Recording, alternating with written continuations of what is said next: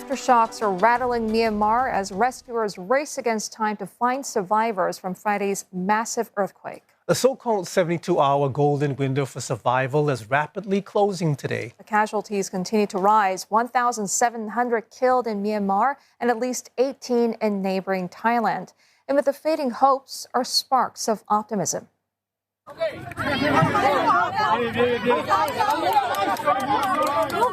The Chinese state media say this woman was rescued alive this morning from a collapsed hotel. And earlier, Myanmar fire services reported another woman pulled alive from a hotel as well with her child. Both happened in Mandalay, the worst hit city, as it was near the epicenter of the earthquake. Rescuers are facing a monumental task as many buildings collapse. One pregnant woman whose leg was amputated to free her from this Sky Villa condominium later died. More than 300 people remain missing. After more than 60 hours, the search for life, signs of life, continues in searing heat, with temperatures surpassing 40 degrees Celsius. And the military government warns the death toll could rise. The U.S. Geological Survey estimates it could top 10,000, with financial damage possibly exceeding Myanmar's GDP last recorded at nearly $67 billion. International aid is pouring in with foreign rescuers and medical supplies. The World Health Organization says the disaster is a top-level emergency, seeking $8 million of urgent funds. The Red Cross also appealing for $100 million to help victims recover. ASEAN has promised to support relief and recovery efforts. The UN's children's agency called the earthquake an absolute catastrophe for the young ones and families. Many homes has been destroyed, road and bridge damaged. Many children and families are still missing and traumatized. We need urgent assistance, especially for the children, who often suffer the most in these kinds of situations. CNA's quake-hit is more on the aftermath of the devastating earthquake in Myanmar and how the nation has been left reeling without sufficient help. Every small effort to make a difference. More than 24 hours after a massive 7.7 quake hit central Myanmar, it's all hands on deck. From residents around this neighborhood in Mandalay to NGOs and local rescue workers.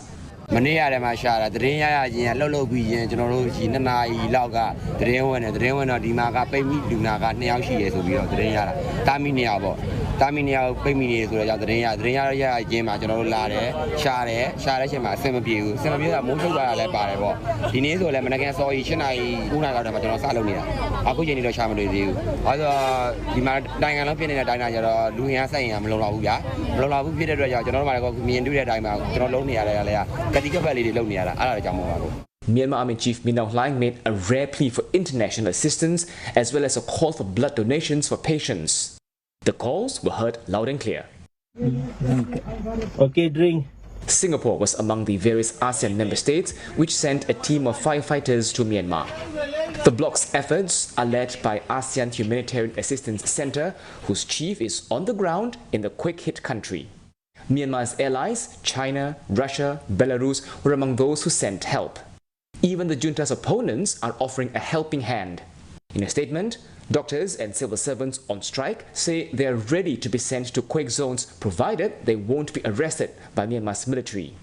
But even with all the goodwill on the ground, it will be a bumpy road ahead.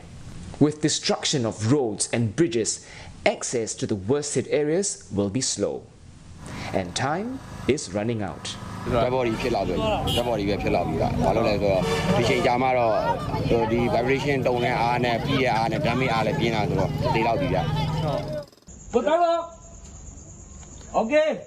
there is still hope. Our CNA team on the ground says everyday citizens, despite the lack of equipment and training, are chipping in with their bare hands. This isn't the first time Myanmar is hit with natural disasters since the coup. In 2023, Cyclone Mocha hit the country. As rescue efforts continue, more details will emerge on the death toll and the extent of injuries. But as Myanmar and the region unite for recovery and rebuilding, a question remains.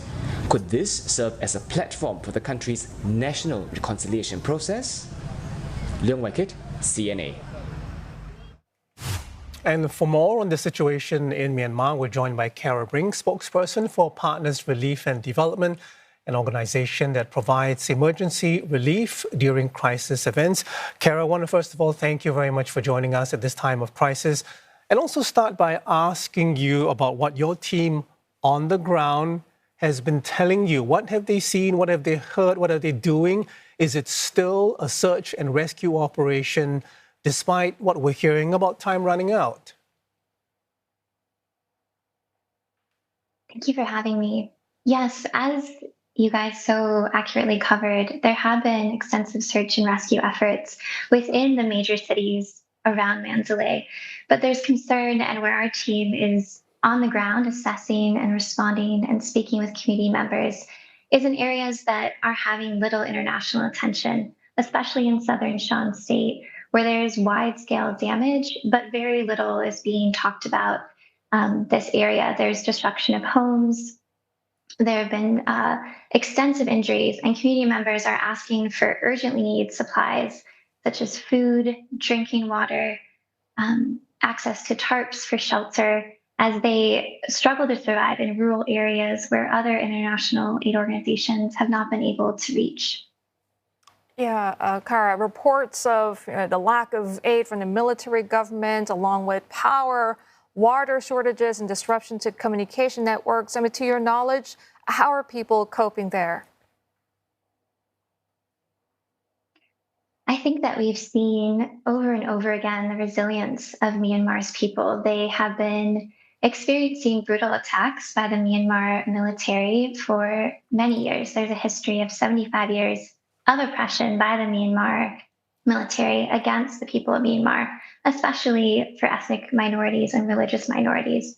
And so the people of Myanmar in these circumstances respond with resilience. There are deep networks of community of care, but this crisis is taking its toll. And in this moment, the needs are very dire.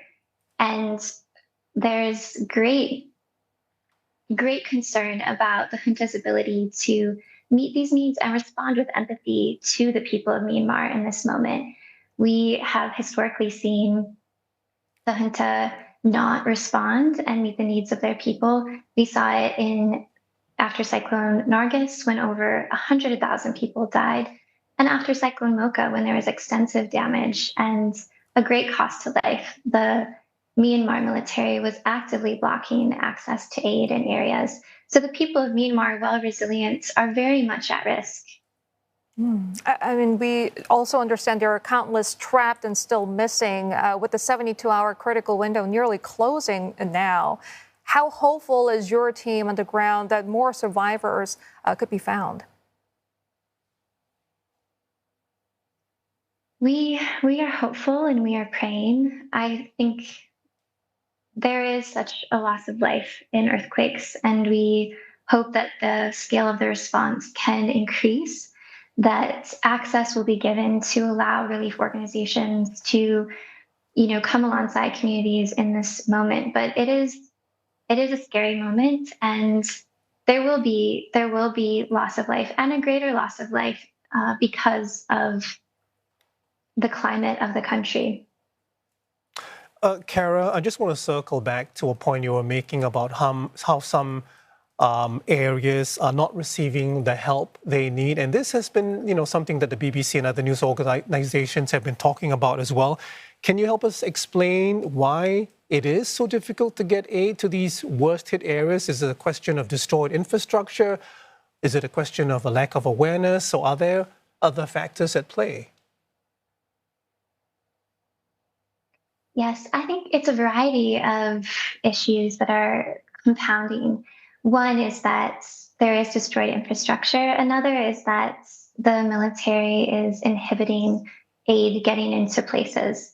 The regime does not control all of Myanmar. There are large swaths of the country that are controlled by ethnic armed groups.